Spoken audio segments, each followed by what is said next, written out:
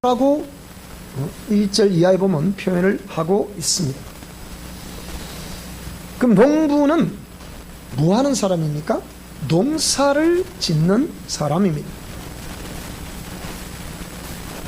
저도 농부의 아들로 태어났기 때문에 농사를 짓는 원리를 기초적인 것은 알고 있습니다.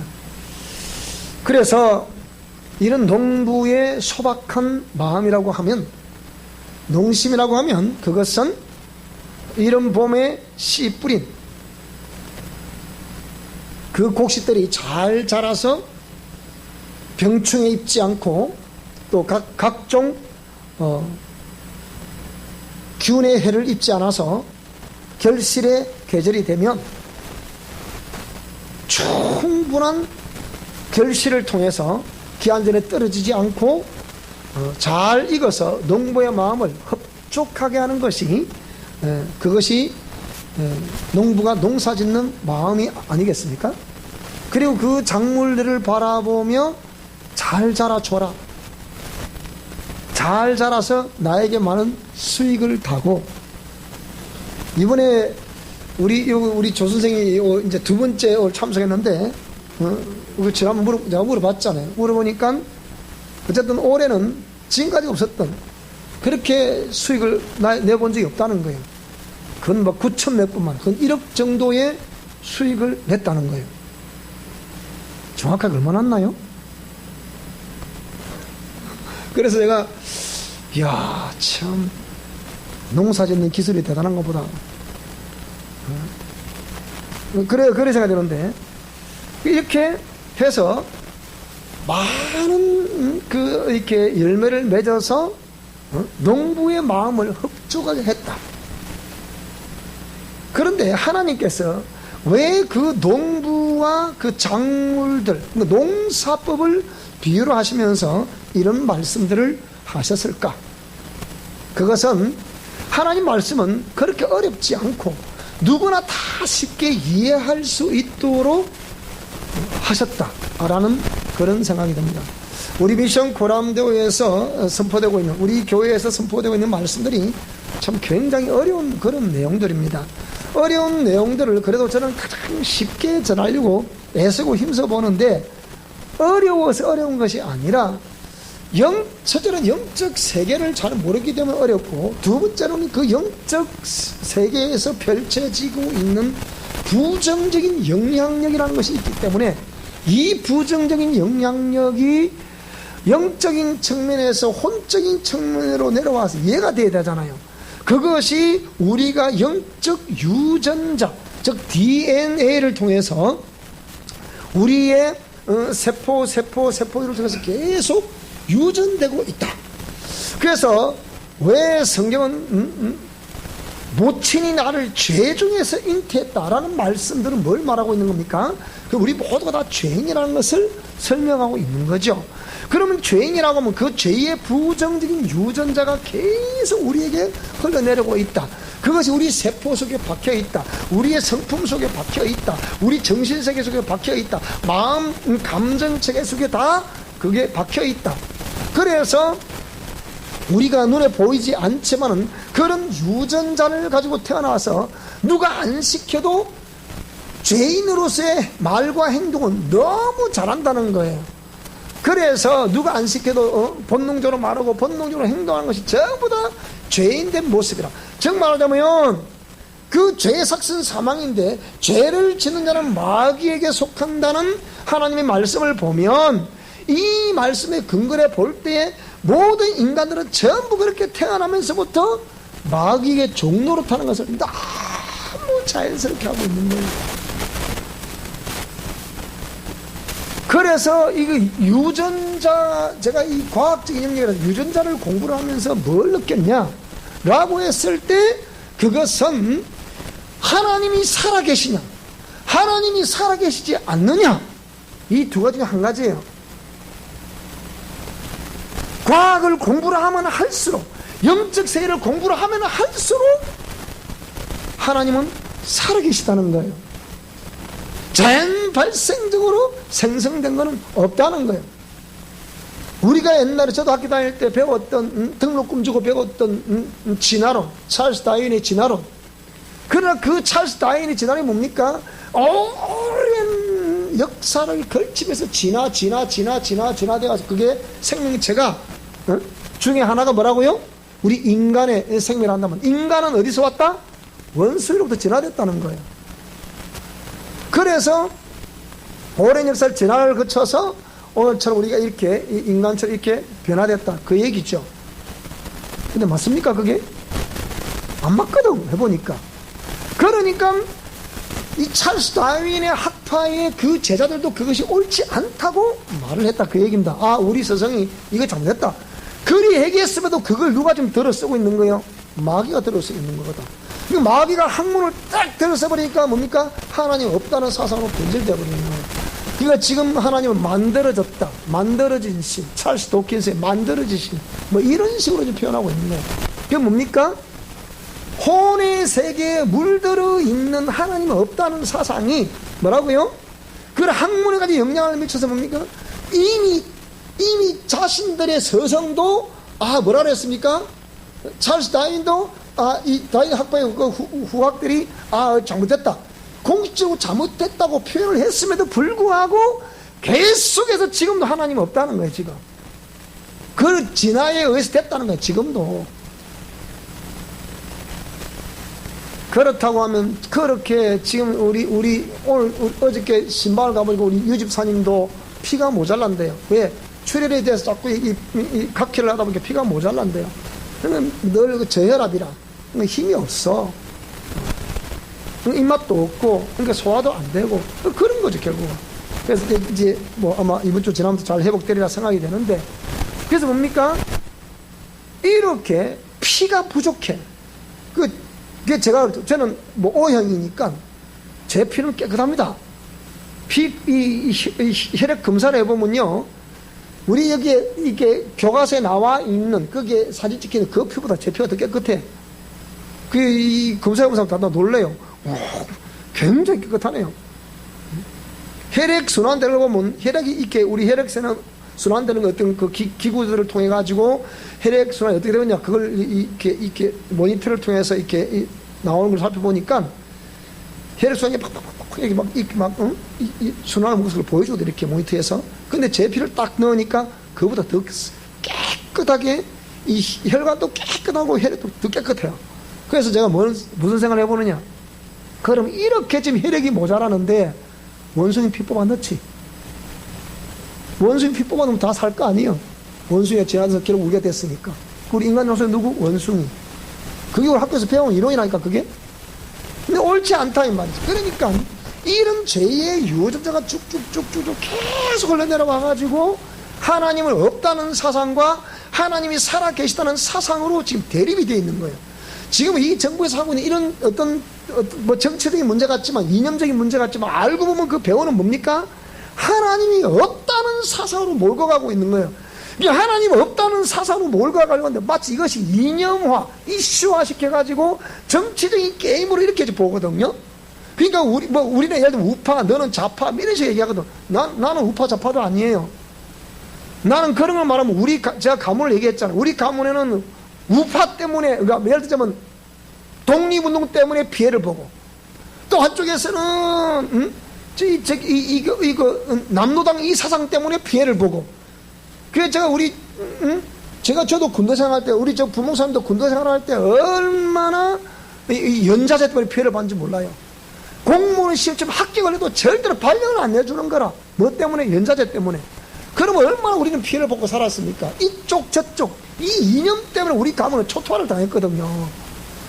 그래서 이런 이념들부터 저는 그런 이념, 저도 목회자 양심으로 그런 이념 때문에 그런 게 아니라 하나님이 없다는 사상으로 몰고 가고 교회를 말살시키는 그 사상으로 몰고 가기 때문에 이걸 반대를 하는 거예요. 그런데 한간에서는 뭐 기독교는 정교와 분리와 원칙이기 때문에 뭐 또 저쪽 이렇게 얘기하거든요. 정말 그 말이 무슨 말이냐? 정교 분리 원칙이라는 그 말씀은 정부가 종교를 탄압할 수 없다는 그런 개념이요. 다 종교 자유는 있습니다. 이 개념이지 종교가 정치를 어떻게 이렇게 했나 저렇게 했나 말하지 말라 그런 개념이 아니라 이 말입니다. 이걸 너무 모르는 거예요, 사람이. 왜? 중세 시대를 거치면서 로마 교회가 변질이 되고 변질이 돼서 로만 캐톨릭이 됐어요. 캐톨릭 창시자는 우리 기독교인이 아닙니다. 캐톨릭 창시자는 불신자거든. 콘스탄틴은 불신자거든. 이방 종교를 원래 섬기던 사람이거든. 그가 황제로서의 기독교인들을 100% 기독교인들을 통치하려고 그러니까 방법이 없는 거야. 자신이 스스로 뭡니까? 교황이 되는 거죠. 종교와 정치 다 이렇게 합쳐가지고 스스로 그 왕자에 앉아서 뭡니까? 내가 교황이다. 나를 섬기라 그 얘기예요. 그게 오늘날 지금 캐톨릭입니다. 지금 저게. 근데 이걸 다 몰라. 마치 기독교나 캐톨릭이 똑같은 줄 알아. 저거는 큰 집, 우리는 작은 집. 너는 종교개혁, 저거는 뭐 어떠저쩌고, 우리는 큰 집, 뭐 이렇게 생각하거든요. 그게 아니라니까. 무슨 말씀인지 이해되세요 지금? 그거 제가 다 그 얘기 다 한 거예요. 그러니까 이 정부, 우리 학생 인권조를 왜 반대를 했냐? 이 들어가면 결국 우리 기독교인들 맥도 못 치게 돼 있어요. 합법적으로 오게 우리 다 세월은 다 차야 돼. 전부 다. 왜? 저는 학생들이 학교 가가지고 막 어떤 이런 막 인상을 팍 찌푸려 학교 갔어요. 예를 들자면. 근데 그 당시에 가면 학교가 누가 있으면 스쿨 폴리스가 있거든요. 학교 안에도 지금 경찰 다 있어도 지금 배치 다 돼 있어요. 가보면 그 앞에 인권 5호관이나 또 있어요. 그러면 또 그 인권 또 그 담당하는 교사도 있어요. 그러면 이 학생 인상을 쫙 찌푸리면 앞으로 다 우리 손자 손녀들 아닙니까 앞으로. 예? 지금 현재 우리 자녀들이고 인상을 다 찌푸리고 하니까 너 왜 그러니? 그러니까 아빠가 때렸자야. 그렇다 생각합시다. 그러면 그 교사가 만약에 지금 우리 이 정교조라는 이 무리들 때문에 지금 우리 한국이 지금 일이 됐는데 이 무리들 가만히 있겠습니까? 저번에 청와대 앞에 가보니까 그것도 지금 막 대모하고 있더만. 다 복지 다 시켜달라고 그리고 하고 있더만. 그러니까 이래 되면 어떻게 되겠습니까? 그 하나의 내 아들 양육하는 문제 때문에 이 교사가 아버지를 어디로 호출하겠습니까? 학교 안에 있는 그 경찰들 호출을 합니다. 내지는 경찰을 찾아와요. 직접 집으로. 아빠 직장으로. 왜요? 당신을 일단은 이렇게 이런 이유로 일단 좀 가셔야 되겠습니다. 어디로 가겠습니까? 그래서 파출소로 데려가는 거야. 치안센터로. 이 맞습니까? 맞습니다. 그럼 아빠 세월은 차야 돼. 인권 침해야 돼. 그 다음에 또 그게 인권 옹호한 옹호가 있어. 이 또 안 되면 그것도 올라가. 이 사람은 무소불위야. 법도 그 필요 없는 거예요. 그 사람이 제자는 그게 법이라니까요. 그래 되기 때문에 그러면 이래 되면 결국 누가 갑시다. 우리 교회 목사님이 그거 말씀하시던데요. 그럼 제가 어디 가야 되겠습니까? 그 벌금 얼마? 저도 얘기했잖아요. 3천만 원 물어야 돼. 우리 같은 개척교회 몇 달서로 사는데 3천만 원 물어야 돼. 그럼 제가 세월랑 차야 돼. 그럼 교회 없어져. 이러기 때문에 인권조는 저걸 반대를 한 거예요. 동성애, 이런 것도 막 지지배 하지요. 이래도 되겠습니까, 이게? 그래서 반대로. 자, 그런 거죠. 그러니까 이런저런 개념이 아니고 하나님이 없다는 사상을 자꾸 퍼뜨리게. 공산주의에서 하나님이 있답니까? 없답니까? 없답니다. 우리 중국, 러시아 성교 가봐서 잘 알잖아요. 미얀마 가보겠죠. 우리 잘 알잖아요. 이게 막 소대가 들이닥쳐. 복음 전한다고. 무섭더라고요, 이 공산주의. 미얀마에 봄이란 건 있었지만 거기서 팍 픽발한 게 어떻게 해요? 군부가 틀어지었잖아. 그러니까 이 친구들이 공산주의 지지를 한단 말이죠. 그러니까 복음을 전하는데 갑자기 들이닥치려 이렇게. 그게 이런 공산주의입니다. 중국 지금 보세요. 완전히 막 그대로 우리가 무너뜨려 버리잖아. 그게 북한의 뭐 봉수교회 제발 좀 속지 마라 그거. 아이고 무슨 봉수교회. 부모상은 몰라 그거? 다 알잖아요. 그거 보여주기 선전 매체 또 몰라 이거요. 자, 그럼 그런 자유가 있는 나라가 그러면 그렇게 해서 자기 공업으로 목을 자르고 그렇게 합니까? 보는 앞에서? 이게 북한의 현실이라는 거. 딱 우리는 환상만 생각하는 환상만.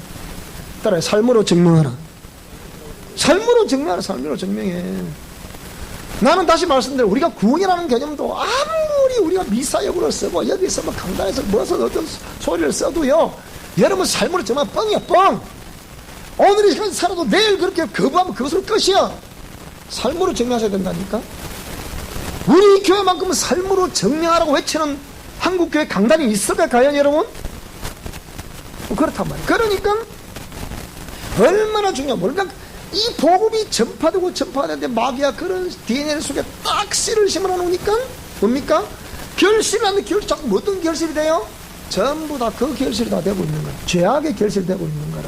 그러니까 걷어보면 죄악의 씨고, 또 걷어보면 죄악의, 또 걷어보면 죄악의 씨고. 성경에서 말하는 가라지, 누가 가라지를 뿌렸어요? 마귀가 뿌렸잖아. 그러니까 농부는 결실을 잘 될 것이가 딱 추수를 때 보니까 가라지가 너무 많아. 읽어보니까 자, 그런 게, 그래서 하나님이 그것을 가장 쉽게 이해하라고 우리에게 농부와 농사법을 비유로 해서 성경을 지금 가르치고 있는 거예요. 그러니까 이것이 결국은 농사법에서는 열매를, 마지막까지 열매가 기한 전에 그것도 떨어지지 않고 끝까지 열매가 붙어 있어 물어 익어야 추수가 된다 그랬잖아요. 그렇지 않으면 추수가 안 되는 거니까. 그렇잖아요.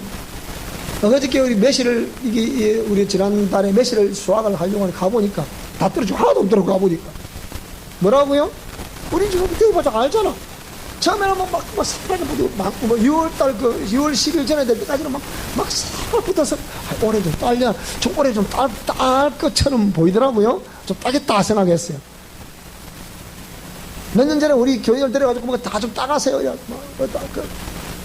그거 따가랬더니 교회를 나가버리더라고. 절대로 안 줄 거야, 이제.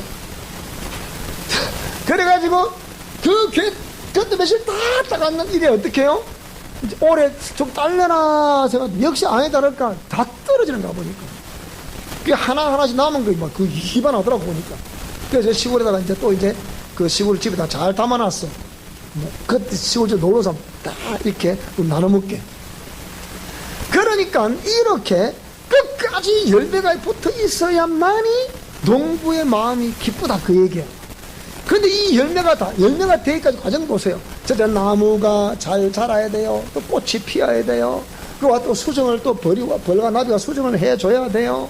또 그러면서 이게 또 균이 되면 그 균 또 다 제거해 줘야 돼요. 또 그렇게 충이 들면 충도 제거해 줘야 돼요. 그래서 기한 전에 떨어지지 말아야 돼요. 거름을 줘야 돼요. 가지를 쳐야 돼요. 맞잖아요. 또 가만히 다 들은 거 아니라니까. 그러니까 제가 여러분에게 이렇게 하세요, 저렇게 하세요, 그것이 다 가지치는 거고, 거름 주는 거고, 균 잡아주는 거고, 벌레 잡아주는 거 다 해주는 거라니까. 무슨 말씀 이해되십니까? 싫습니까? 그렇게 하는 거. 그러면 가만히 있을 테고, 벌레가 먹든 말든, 뭐 귀신이 공격하든 말든. 자, 그래서 오늘 본문의 말씀 보니까, 그래서 다른 한 비유를 들어라.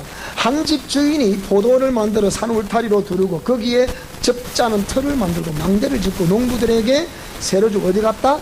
타고 갔다. 이게 지금 누구를 말씀하는 걸까요? 하나님이 농부이시며 포도나무는 성경에 보니까 예수님을 포도나무라 불렀고 저와 여러분들을 가지라고 불렀습니다. 그러면 가지가 포도나무에 붙어있지 않으면 열매를 맺을 수도 없고 꽃도 피울 수도 없고 열매 맺을 수도 없다. 그래서 예수님 믿으라는 거야. 따라 예수님 믿으세요. 예수님 믿으세요. 그래야 영생을 얻습니다. 그래야 천국을 갑니다. 그래서 우리가 그 포도나무에 가지가 딱 붙어 있어야지, 안 붙어 있으면 이 천국 간다 못 간다? 그럼 지옥이다. 그게 상대적으로. 이건 성경은 말씀하고 있거든. 근데 누가 이걸 또 그래. 꼭 그렇게 천국과 지옥을 말을 해야 되겠나? 그러면 성경이 말을 하고 있는데 어떻게 말합니까? 말을 해야지. 자, 그래서 이렇게 농부들에게 세를 주고 타국에 갔다. 이 따라발에 보면 예수님이 이렇게 또 농사를 짓는 농부로서 우리에게 세를 주고 타국에 갔다. 어디로 갔다는 거예요? 요한복음 14장을 보니까 내가 천국을 위해서 예배하러 간다. 그렇게 말씀하셨거든요. 그러니까 예수님이 예배하러 가셨다. 타국에 갔다. 예수님 천국을 예배하러 가셨다. 타국에 갔다. 똑같은 얘기. 그래서 열매 거둘 때가 가까움에 그 열매를 받으려고 자기 종들을 농부들에게 보냈습니다. 정말하면 선지자들을 보냈다 이 얘기예요. 선지자들을 보내서 거기에 이제 우리가 이 세를 받아야 되지 않겠나. 그래서 결산을 하려고 하는데 뭐라고요? 그 종들이 농부들이 뭐라고요? 종들을 잡아 하나는 심히 때리고 하나는 죽이고 하나는 돌로 쳤다. 때리고 돌로 치고 죽이더라. 구약 성경을 읽어보게 되면 수많은 선지자들이 예수님 다시 오신다는 그거 예언하기 전에 먼저 그들이 하나님의 백성들이 하나님 만물을 지으시고 인간을 지으신 창조주 하나님을 떠났음을 알고 떠난 그것이 뭐에 떠나느냐? 우상숭배 때문에 떠났다. 그래서 돌아오라 돌아오라 돌아오라 돌아오라, 이 백성들아 왜 하나님을 안 섬기고 우상을 섬기느냐? 돌아오라 돌아오라, 그렇게 외치고 또 그 우상을 숭배하는 왕들의 그 죄악상들을 지적을 하니까 뭐라고요? 막 두들겨 패는 거예요. 그리고 막 죽이는 거예요. 지금 그 얘기, 이 얘기 전부 다. 그러니까 하나는 심히 때리고 하나는 죽이고 하나는 돌로 치더라. 돌로 쳐서 죽였다 이 말이에요. 그게 역사에 쫙 기록이 되어 있지, 이렇게. 응? 그게 기록이 되어 있는 거예요. 그러니까 아무리 돌아오고 돌아오라 돌아오고 돌아오라 외쳐도 안 돌아오는 거야. 안 돌아오고 그 우상을 숭배하면서 이 우상이 신이라는 거라, 나를 보호해줄 우리 수호신이고 가신이고 민족의 신이라는 거라, 이 신. 그래서 이 자꾸 우상을 숭배하지 만드는 거예요. 우리도 이 악한 영들을 막 쫓아보면 그 안에 막 어흥하고 나온 거 우리 많이 봤잖아. 어흥하고 나오는데 이게 뭐라고요? 산신이라는 거라. 그래서 이 산신이 그것을 가정의 신으로 삼았더라. 각 가정에 들어오면 호랑이 그림인 사람이 있죠. 거의 대부분 그 속에 산신이 다 담겨 있을 거 아니에요. 이걸 사람들은 모르거든. 또 그 아무것도 모르고 어떤 이방 종교와 관련된 어떤 그림이라거나 어떤 물건이나 이런 것들을 막 집에 갖다 놓거든요. 그게 뭡니까? 이것이 우리 가문을 지탱해 줄 거라, 살려 줄 거라, 잘 되게 해줄 거라고 생각한다 이 말이라니까요. 그거 축상 뭐 전부 다 그거 다 튀어나와 전부 다 그게. 그래서 우리만큼 영적 세계를 아는 사람들이 없잖아. 그러니까 그걸 일일이 다 끄집어내고 막 끄집어내니까 이 영들이 우리가 도전해 오는 거예요. 그러니까 교회를 자꾸 분리시키려고 하고, 또 어떤 사람은 또 꼬드기고 또 미혹을 시켜서 또 분리시키려고, 거기에 쓰임 받으니까 하나님 가만히 계십니까? 그러니까 가만히 안 계시지, 그 얘기라니까요. 그러니까 이 불충성한 농부들이 막 그런 선자를 막 죽여버리는 거예요. 지금도 왜 똑같은 기독교인데 어떤 데는 이렇게 말하고 어떤 데는 저렇게 말하고 그렇게 합니까? 그 차이점이란 말이에요. 하나님이 진짜 계시다는 사상을 가진 사람과 하나님이 계시지 않다는 사상을 가진 사람. 내가 저녁에 인터넷 서핑을 잠시 하다가 뭘 느꼈냐? 머리가 좋은 과학자들은요, 잘 들어보세요. 머리가 좋은 과학자들은 예수님을 믿어도 어떤 예수님 믿을까요? 잘 들어보면 이 중요한 거죠, 이게. 머리가 좋으면 좋을수록 머리로 예수님을 믿으려고 해. 그런데 저처럼 머리가 별로 썩 좋지 않은 사람들은 그것도 중요하지만 그보다 더 중요한 건 뭐냐?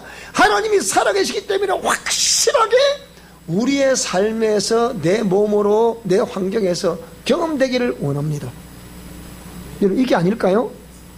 이게 아니면 과연 머리로 예수 믿는 이 사람, 내가 생각해 볼 때 이렇게 해서 하나님이 계신다고 말하는 사람하고, 그렇다고 정말 내 삶에서 확실히 경험을 하는 사람은 차이점이 있을까 없을까? 이거 차이점이에요. 그런데 요즘 마지막 시대의 최후의 영적 전쟁은 머리와의 싸움이구나. 이론 전쟁은. 그래서 이거를 과학자도 뭐라고 표현하냐? 학자들은 이걸 뭐라고 표현하냐? 그걸 후레인 전쟁들이 표현해요. 중심에 뭐가 딱 박혀? 이거 전쟁이라고 표현한다니까요. 쉽게 가면 하나님이 있다고 말하는 사상이냐, 없다고 말하는 사상이냐, 그것을 확실하게 머리로만 가고 있나 몸으로 경험하느냐, 이 차이점이라니까요. 나는 우리 사랑의 교회 모든 성도들과 우리 미션 모든 코람교들이 전부 다 몸으로 확실히 하나님의 살아 역사하심을 경험할 수 있기를 축복합니다. 그렇지 않으면 항상 머리야. 이 사람은 탈락될 확률 80% 이상입니다. 가보면, 저 뒤에 가보면 90% 이상이 될 수도 있어요. 왜? 영성신학자들이 이런 교회 안에 교인 분포도를 조사해 보니까 10대, 80대, 10이더래. 이 앞에 10은 뭐냐? 교회는 나오지만 불신자와 똑같은 사람. 뒤에 10은 뭐냐? 목숨 걸고 신앙생활 하는 사람. 하나님의 살아계심을 확실히 머리가 아니 몸으로 경험하고 어느 누구도 부인할 수 없는 그런 확신을 가지고 있는 사람, 이 사람이 뒤에 10%라는 거예요. 80%는 뭐냐? 기회주의자, 닮은 삼키고 썸은 뱉는 사람, 이 사람, 그러니까 배신할 소지가 충분한 사람 80%라는 거예요. 믿을 수 없다는 거예요. 최후의 일각까지 이 사람 믿음을 증명해야 인정할 수 있는 것이지, 안 그러면 인정 못 받는 사람이 80%라는 거예요. 그러니까 적어도 90%는 뭡니까? 하나님을 떠날 확률이 있다는 거예요. 여러분, 이게 무슨 내용인데 이거? 그것도 교회 안에. 그러면 나는 우리 사랑의 교회를 책임지고 있는 영적 지도자로서 저와 여러분들이 정말 삶으로 확실하게 하나님을 경험할 수 있기를 주 이름으로 축복합니다. 이 동상을 보고 계신 우리 모든 미션 코라운데오들도 말로만 지식으로만 머리로만 아닌 하나님을 확실히 여러분 삶으로 체험할 수 있기를 주 이름으로 축원합니다. 그래야만이 흔들림이 없는 거예요. 흔들림이. 여기에 뭐 술을 한 잔 먹었다 뭐다 그게 중요한 게 아니라니까, 뭐 담배를 하나 피웠다 이게 중요한 게 아니라니까, 근본적으로 하나님의 살아 역사심 내가 경험하느냐 못하느냐, 이거 차이점이에요. 자, 그래서 이렇게 종들을 하나는 때리고 하나는 돌로 치고 하나는 또 죽이고 이렇게 자꾸 하니까 어쨌든 그래서 다시 다른 종들을 처음보다 많이 보냈더니 역시 그렇게 하더라. 그러니까 기독교가, 우리 한국의 기독교가 뿌리 내리까지 한국 기독교 전례사를 보게 되면 수많은 피의 희생 제물이 있었습니다. 희생 제물. 돌로 쳐 죽인다 그 얘기예요. 그래서 이런 희생 제물, 그 희생 제물을 터전으로 해서 기독교 생명력이 전 세계로 퍼졌던 거예요. 그래도 나라 없는 백성이었던 저 이스라엘 백성들을 통해서 이게 기독교 그래도 보존이 됐었고, 그래서 이 하나님 공의 말씀이 보존이 되고, 히브리어를 쓰고 있는 그들을 통해서 말씀이 보존이 되고 신앙이 보존이 되었다가 이게 지금 오늘까지 퍼진 거예요. 자, 이런 상황인데, 그래서 또 더 다른 많은 종들을 보였다. 역시 그렇게 하더라. 그래서 그 후에는 자기 아들을 보내면 이르되 그들이 내 아들은 존대하지 않겠나 해서 아들을 보냈다. 그건 무슨 말이겠어요? 예수님이 이 땅에 오신 거죠. 그런데 뭐라고요? 농부들 또 뭐라고 그러느냐? 그 아들을 보고 서로 말하되 이런 상속자니 잡아 죽여버리고 그 유산을 우리가 차지하자, 이런 거예요. 그러니까 예수 그리스도가 희생 제물이 된 거죠, 거기에. 근데 사흘 만에 부활하셨단 말이지. 그런데 예수님이 이 땅에 오셨다. 12월 25일을 완전히 현대 자본주의가 12월 25일을 성탄절을 희한야릇하게 만들어 놓은 거예요. 사실 성탄절보다 더 중요한 절기가 무엇일까요? 부활절이, 부활절이거든요. 성탄절은 이게 원래 태양신을 섬기던 날짜였기 때문에 그 정확하지는 않습니다. 어쨌든 그런 상황 속에서 예수님이 이 땅에 오신 것은 틀림없으니까 기념을 하는데, 이것이 자본주의가 개념이 개입이 되니까 전부 다 연말연시에 흥청망청 이렇게 끝나거든요. 연말연시 분위기와 함께.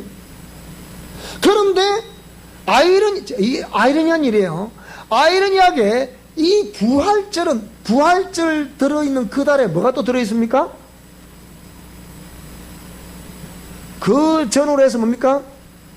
불교의 창시자인, 옛날에는 저게 공의를 아예 했었는데 지금은 석가탄신에 그 공의로 들어와 있습니다.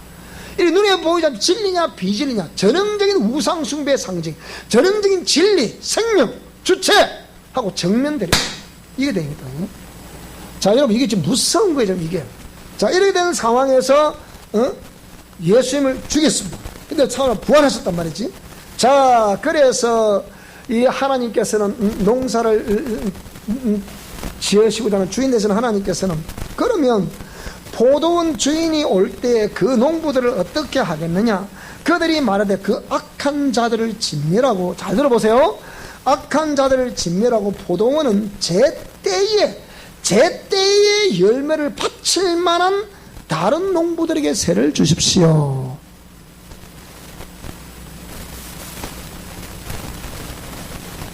왜 제가 지금 이 얘기를 하느냐? 제때에 열매를 바칠 만한 다른 농부들에게 세를 주세요. 일단 이스라엘 백성들은 하나님의 농사법에서는 실패해요. 그러면 제때 바칠 만한 또 이 본문 내용을 보게 되면 또 다른 종들을 보게 또 그렇게 하는데, 그러니까 이스라엘 백성들을 통해서 제가 볼 때는 다시 오시는 예수 그리스도를 맞이한다는 것에 대해서는 실패라고 봐요. 그러면 다시 오시는 예수 그리스도를 맞이할 수 있는 열매 맺는 백성이 누가 될 것이냐 라고 했을 때, 제가 볼 때는 우리 조국 대한민국이 되지 않겠나, 그렇게 생각을 해본다 이 말입니다. 오늘 저와 여러분이 아니면, 우리 미션 코람다오가 아니면, 우리 교회 성도들이 아니면 이렇게 정확하게 열매 맺을 수 있는 그 방법을 그저 주여 주여 한다고 되는 것이 아니라 삶으로 증명하라고 외치는 이 외침이야 우리 형성실천 원리야말로 그런 것이 아니겠나, 열매를 맺게 하는 것이 아니겠나. 그러면 제때에 지금 다시 오시는 예수 그리스도는 음성을 들려주고 있고 나팔 소리를 들려주고 있고 내가 너희들이 생각했던 것보다는 더 빨리 임하게 될 것이다, 이렇게 계속해서 음성을 들려주고 있는데, 음성을 자꾸 듣고 또 듣고 또 듣고 또 듣고, 똑같은 설교를 또 듣고 또 듣고 또 듣고, 비슷한 설교를 또 듣고 또 듣고 또 들으니까 여러분 어떤 마음이 생깁니까? 마음이 무뎌지고, 여러분 지금 우리 이 영서실천을 자꾸 전하고 또 전하고 또 듣고 하니까 마음이 묻어져. 그래 여기만 가만히 있으면 나도 그렇게 될 수 있을 거라고 생각할지 모르겠지만 분명히 열매 맺는 백성이 반다 그랬잖아요. 그러면 이 말씀을 여러분 듣고 또 듣고, 제가 이렇게 중요하기 때문에 또 외치고 또 외치고 또 외치고 자꾸 증거하는데, 이 말씀 들으면서 예사롭게 생각하지 말고 한순간이라도 정직하게 사세요. 한순간이라도 진실하게 사세요. 한순간이라도 오늘 열매 맺는 삶을 사실 수 있기 바랍니다. 하나님의 살아 역사하심을 경험할 수 있기 바랍니다. 제때에 열매를 바칠 만한 다른 농부에게 세를 주세요, 그 얘기거든요. 그 세를 받는 그 다른 농부가 될 수 있기를, 농사 짓는 농부가 될 수 있기를 주 여러분으로 축원합니다. 누가? 우리가 제때에 하나님께 열매를 바칠 만한 그런 농부가 되라, 그 말입니다. 그렇지 않습니까? 그래서 열매 맺는 백성이 들어간다고 그랬는데, 이 농부가 없으면 누가 그 열매를 맺게 하겠냐 이 말입니다. 그래서 제가 만약에 제가 농부라 한다면 나무인 저와 여러분들에게서 그 열매가 주렁주렁 맺힐 수 있도록 지금 하고 있다는 거예요. 그래서 예수께서 이러시되 너희가 성경의 건축자들이 버린 돌이 모퉁이의 머릿돌이 됐다 그랬잖아요. 예수님을 상징하는 거잖아요. 그러니까 예수님이 이렇게 제때에 바칠 만한 그 농부가 사실 예수님인데, 그 예수님이 그 직책을 우리한테 맡기는 거잖아. 땅 끝까지 이렇게 복음을 전하라 우리한테 맡긴 거잖아 이거를. 그러니까 저와 여러분들이 그러므로 내가 너희에게 이르노니 하나님 나라를 너희는 빼앗기고 그 나라에 열매 맺는 백성이 받을 것이다. 너희는 빼앗겠다. 누가 빼앗겼다는 거예요? 이스라엘 백성들이 빼앗겨버린 거죠. 그럼 누가 받았다는 거예요? 열매 맺는 조국 대한민국이 받았겠죠. 이방인이 받은 거죠. 그러니까. 그런데 그 이방인 가운데서도, 조국 대한민국 가운데서도 나사렛 촌에 살고 있는 저와 여러분들이 그 대상이 될 수 있기를 저 여러분으로 축원합니다. 열매 맺는 백성이 되라. 열매 맺는 백성들이 되라. 그래서 나는 이게 목회자로서의 주의 종의 한 사람으로서 저와 여러분의 그 열매를 맺으라고 지금 또 외치고 또 외치고 또 외치는 거예요. 가을 농사를 준비하시는 분들, 이제 또 한 해 이 하우스하는 분들은 지금 이제 또 새 농사를 또 준비하는 거란 말이에요. 그러면 가을부터 다시 또 심어서 또 늦가을부터 열매를 맺으면서 또 이런 봄에 이 주기가 이 농부들은 한 계절이잖아요. 물론 또 우리가 평소에 우리 노지에 짓는 분들 다 농사 해 놓으셨지만, 어쨌든 저와 여러분, 이래서 또 이 올해는 정말로 많은 결실을 맺을 수 있기를 축복합니다. 농사를 짓고 계신 저와 여러분들에게도 많은 결실이 맺을 수 있기를 축복합니다. 거기에 모든 균도 다 떠나가고 충도 다 떠나가고 정말 탄탄하게 잘 자라서 많은 결실 맺어 기쁨이 넘치는 그런 가을이 될 수 있기를 축복합니다. 그러기 위해서는 부지런히 농사 현장에 뛰어다녀야 됩니다. 머리만 쓴다고 되는 게 아니잖아, 그게. 그죠? 몸으로 정렬해줘야 돼. 그래야 나무도 그 사람이 안다잖아요. 이 나무가 나를 좋아하는지 안 좋아하는지 나무가 안다잖아요. 작년에 나는 농사 지을 줄 몰라서 우리 한번 좀 이렇게 어떻게 농사 짓나 가봐서 제가 가보니까 가지를 좀 깨려줘야 되겠더라고. 그래서 가지를 확 딱 뜯어버렸더니 이 나무가 내가 뭐라 그러냐. 목사님, 너무 시원합니다. 내가 그러더라고. 그 나무가. 올해는 이제, 제가 또 시찰도 한번 가보고, 뭘 해야 되나 내가 또 시찰도 가보려고 그래. 잘 짓나, 못 짓나. 그래, 여러분들이 정말로 열매 맺는 백성이 들어가는 천국, 그 천국에 우리 모두 들어가는데 결격 사유가 다 없기를 주 여러분으로 권면합니다. 그리고 반드시 오늘 저와 여러분이 그런 농사를 짓는 농부가 될 수 있기를 축복합니다. 우리로 말미암아, 우리 미션 코람데오들로 말미암아 정말 열매가 탐스럽게 맺어서 기한전에 떨어지지 않고 풍성한 결실이 있기를 다시 한번 주 여러분으로 축원합니다. 기도하겠습니다.